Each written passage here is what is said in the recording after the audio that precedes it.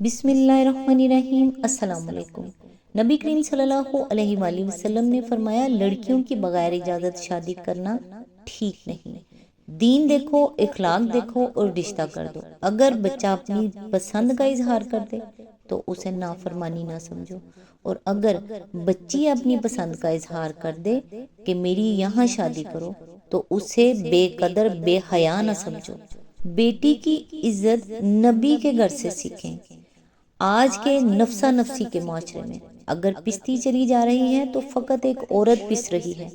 اگر بیٹی ہے تو والدین پریشان ہیں کہ اس کی شادی کیسے کریں، کہاں سے اتنا پیسہ لائیں۔ اگر بہو ہے تو ساس بھلا دیتی ہے کہ وہ بھی کبھی بہو تھی۔ اگر ماں ہے تو اولاد نافرمانی کر کے اس کے کلیجے کو چیر رہی ہے۔ اگر بہن ہے تو بھائی اسے جائیداد سے آگ کر دیتے ہیں، اور اگر بیوی ہے تو اس کے ساتھ پیار یا اس کے ساتھ خلوص اور محبت سے رہنے والے شوہر کو جورو کا غلام کہا جاتا ہے۔ کیا دین اسلام اس شفیق نبی صلی اللہ علیہ وآلہ وسلم کی سیرت کو اپنانے کا نام نہیں ہے؟ کیا جو کچھ آج یہ لوگ کر رہے ہیں یہ نبی کے گھر میں ہوتا تھا؟ یقین نہیں۔ لہٰذا عورت کا مقام سمجھیں اور اسے مقام دیں۔ اللہ تعالیٰ سے دعا ہے کہ اے ہمیشہ زندہ رہنے والے اور سب کو اپنی تدبیر اور قدرت سے سنبھالنے والے، تجھ سے تیری رحمت کے ذریعے سے مدد مانگتے ہیں۔ اے اللہ، ہر لمحہ ہماری ایسی مدد فرما کہ ہمیں اپنے سوا سب سے بے نیاز کر دے۔ آمین یا رب العالمین۔ آج انشاءاللہ سورہ شورہ کی آیت نمبر 25 سے سٹارٹ کریں گے۔ اس کا ترجمہ اور تفسیر تفہیم القرآن سے بیان کروں گی جو اہل سنت جماعت کے لیے ہے۔ اعوذ باللہ من الشیطان الرجیم، بسم اللہ الرحمن الرحیم۔ وہی ہے جو اپنے بندوں سے توبہ قبول کرتا ہے اور برائیوں سے درگزر کرتا ہے، حالانکہ تم لوگوں کے سب افعال کا اسے علم ہے۔ اس کی تفسیر ہے، پچھلی آیت کے مان بعد توبہ کی ترغیب دینے سے خود بخود یہ مضمون نکلتا ہے کہ ظالموں، سچے نبی پر یہ جھوٹے الزامات رکھ کر کیوں اپنے آپ کو اور زیادہ خدا کے عذاب کا مستحق بناتے ہو۔ اب بھی اپنی ان حرکتوں سے باز آ جاؤ اور توبہ کر لو تو اللہ معاف فرما دے گا۔ توبہ کے ایک معنی یہ ہیں کہ آدمی اپنے کیے پر نادم ہو، جس برائی کا وہ مرتکب ہوا ہے یا ہوتا رہا ہے اس سے باز آ جائے اور آئندہ اس کا ارتکاب نہ کرے۔ نیز یہ بھی سچی توبہ کا لازمی تقاضا ہے کہ جو برائی کسی شخص نے پہلے کی ہے اس کی تلافی کرنے کی وہ اپنی حد تک پوری کوشش کرے، اور جہاں تلافی کی کوئی صورت ممکن ہو وہاں اللہ سے معافی مانگے اور زیادہ سے زیادہ نیکیاں کر کے اس دھبے کو دھوتا رہے جو اس نے اپنے دامن پر لگا لیا۔ لیکن کوئی توبہ اس وقت تک حقیقی توبہ نہیں ہے جب تک کہ وہ اللہ کو راضی کرنے کی نیت سے نہ ہو۔ کسی دوسری وجہ یا غرض سے کسی برے فعل کو چھوڑ دینا سرے سے توبہ کی تعریف ہی میں نہیں آتا۔ آیت نمبر 26، وہ ایمان لانے والوں اور نیک عمل کرنے والوں کی دعا قبول کرتا ہے اور اپنے فضل سے ان کو اور زیادہ دیتا ہے۔ رہے انکار کرنے والے تو ان کے لیے دردناک سزا ہے۔ آیت نمبر 27، اگر اللہ اپنے سب بندوں کو کھلا رزق دے دیتا تو وہ زمین میں سرکشی کا طوفان برپا کر دیتے، مگر وہ ایک حساب سے جتنا چاہتا ہے نازل کرتا ہے۔ یقیناً وہ اپنے بندوں سے باخبر ہے اور ان پر نگاہ رکھتا ہے۔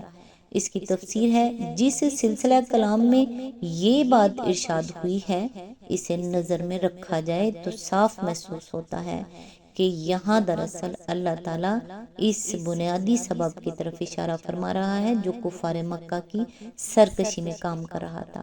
اگرچہ روم و ایران کے مقابلے میں ان کی کوئی ہستی نہ تھی اور گرد و پیش کی قوموں میں وہ ایک پسماندہ قوم کے ایک تجارت پیشہ قبیلے یا بلفاظ دیگر بنجاروں سے زیادہ حیثیت نہ رکھتے تھے، مگر اپنی اس ذرا سی دنیا میں ان کو دوسرے عربوں کی بنسبت جو خوشحالی اور بڑائی نصیب تھی اس نے ان کو اتنا مغرور و متکبر بنا دیا تھا کہ وہ اللہ کے نبی کی بات پر کان دھرنے کے لیے کسی طرح تیار نہ تھے اور ان کے سرداران قبائل اس کو اپنی کثر شان سمجھتے تھے کہ محمد بن عبداللہ صلی اللہ علیہ وآلہ وسلم ان کے پیشوا ہوں اور وہ ان کی پیروی کریں۔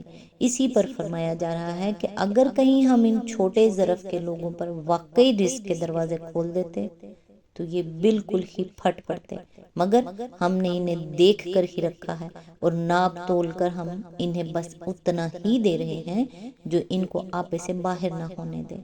اس معنی کے لحاظ سے یہ آیت دوسرے الفاظ میں وہی مضمون ادا کر رہی ہے جو سورۃ توبہ آیت نمبر 68 to 70، سورہ الکہف آیت نمبر 32 to 42، سورہ القصص آیت نمبر 75 to 82، سورہ روم آیت نمبر 9، سورہ سبا آیت نمبر 34 to 36، سورہ المومن آیت نمبر 82 to 85 میں بیان ہوا ہے۔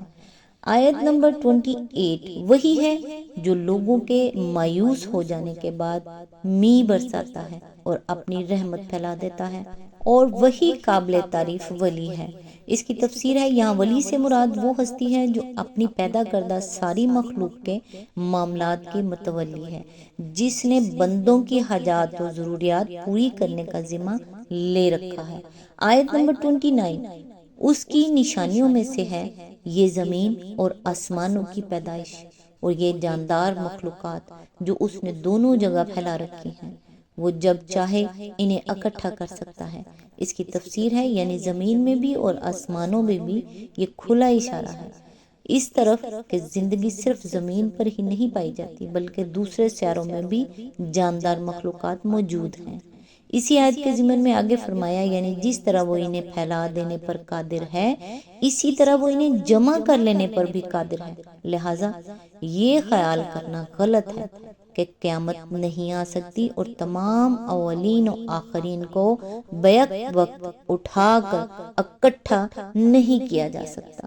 آیت نمبر 30 تم پر جو مصیبت بھی آئی ہے تمہارے اپنے ہاتھوں کی کمائی سے آئی ہے اور بہت سے قصوروں سے وہ ویسے ہی درگزر کر جاتا ہے۔ اس کی تفسیر ہے، واضح رہے کہ یہاں تمام انسانی مصائب کی وجہ بیان نہیں کی جا رہی ہے بلکہ روئے سخن ان لوگوں کی طرف ہے جو اس وقت مکہ معظمہ میں کفر و نافرمانی کا ارتکاب کر رہے تھے۔ ان سے فرمایا جا رہا ہے کہ اگر اللہ تمہارے سارے قصوروں پر گرفت کرتا تو تمہیں جیتا ہی نہ چھوڑتا، لیکن یہ مصائب جو تم پر نازل ہوئے ہیں غالباً اشارہ ہے کہ مکہ کے قحط کی طرف، یہ محض بطور تنبیہ ہیں تاکہ تم ہوش میں آؤ اور اپنے اعمال کا جائزہ لے کر دیکھو کہ اپنے رب کے مقابلے میں تم نے کیا روش اختیار کر رکھی ہے، اور یہ سمجھنے کی کوشش کرو کہ جس خدا سے تم بغاوت کر رہے ہو اس کے مقابلے میں تم کتنے بے بس ہو، اور یہ جانو کہ جنہیں تم اپنا ولی و کارساز بنائے بیٹھے ہو یا جن طاقتوں پر تم نے بھروسہ کر رکھا ہے وہ اللہ کی پکڑ سے بچانے میں تمہارے کسی کام نہیں آ سکتے۔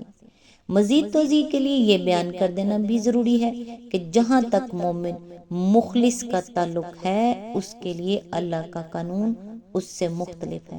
اس پر جو تکلیفیں اور مصیبتیں بھی آتی ہیں وہ سب اس کے گناہوں اور خطاؤں اور کوتاہیوں کا کفارہ بنی چلی جاتی ہیں۔ حدیث صحیح میں ہے کہ مسلمان کو جو رنج اور دکھ اور فکر اور غم اور تکلیف اور پریشانی بھی پیش آتی ہے، حتیٰ کہ ایک کانٹا بھی اگر اس کو چبھتا ہے تو اللہ اس کو اس کی کسی نہ کسی خطا کا کفارہ بنا دیتا ہے۔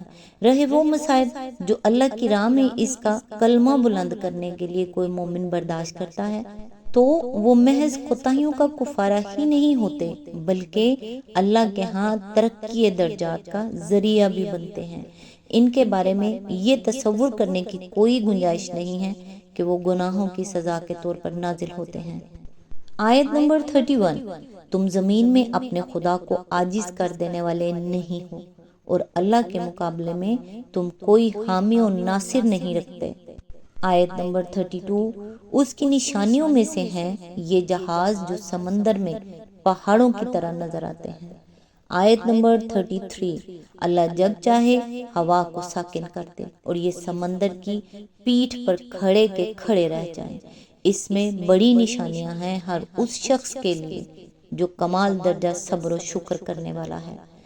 اس کی تفسیر ہے، صبر کرنے والے سے مراد وہ شخص ہے جو اپنے نفس کو قابو میں رکھے اور اچھے اور برے تمام حالات میں بندگی کی رویے پہ ثابت قدم رہے، جس کا حال یہ نہ ہو کہ اچھا وقت آئے تو اپنی ہستی کو بھول کر خدا سے باغی اور بندوں کے حق میں ظالم بن جائے، اور برا وقت آ جائے تو دل چھوڑ بیٹھے اور ہر ذلیل سے ذلیل حرکت کرنے پر اتر آئے۔ شکر کرنے والے سے مراد وہ شخص ہے جسے تقدیر الہی خواہ کتنا ہی اونچا اٹھا لے جائے، وہ اسے اپنا کمال نہیں بلکہ اللہ کا احسان ہی سمجھتا رہے، اور وہ خواہ کتنا ہی نیچے گرا دیا جائے اس کی نگاہ اپنی محرومیوں کے بجائے ان نعمتوں پر ہی مرکوز رہے جو برے سے برے حالات میں بھی آدمی کو حاصل رہتی ہیں، اور خوشحالی و بدحالی دونوں حالتوں میں اس کی زبان اور اس کے دل سے اپنے رب کا شکر ہی ادا ہوتا رہے۔ آج تک کے لیے بس اتنا ہی، نیکسٹ انشاءاللہ آیت نمبر 34 سے سٹارٹ کریں گے۔ تب تک کے لیے دعاؤں میں یاد رکھیے گا۔ اللہ حافظ۔